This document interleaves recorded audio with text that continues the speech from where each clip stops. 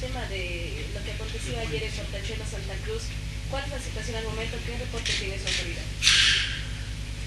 Portachuelo, lamentable que otra vez se utilice violencia, matonaje y agresión.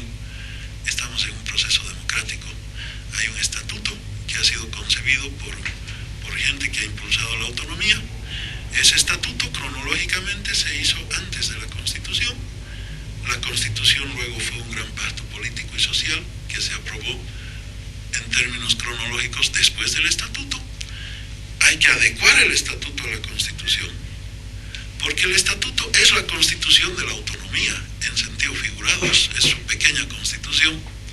El estatuto es el marco legal que le va a permitir ejercer la potestad legislativa a la autonomía, y la potestad legislativa es la que le va a permitir definir políticas públicas en su región, y el estatuto es un pacto en la región.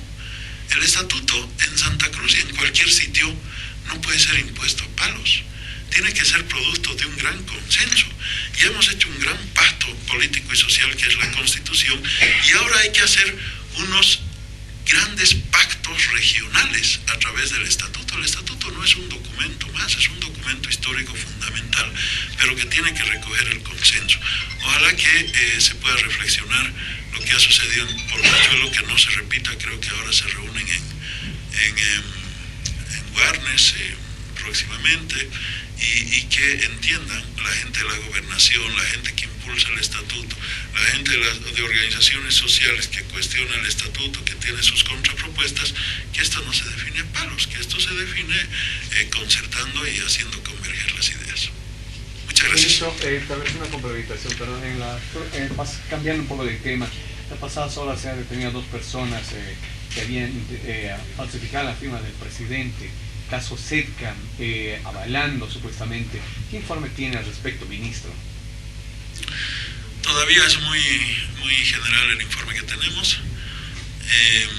Una vez que ya se hagan las diligencias correspondientes, investigativas, lo que vamos a hacer es simplemente constituirnos en parte coadyuvante para que se pueda aplicar con la mayor rigurosidad la ley. Pero lo que nos preocupa es que si este caso está vinculado a otros casos, ¿no es cierto? Entonces lo que hemos pedido es que la investigación se establezca cuáles son los nexos o vínculos, o si hay otros casos análogos a partir de este caso que se ha señalado. Muchas gracias. ¿Sobre?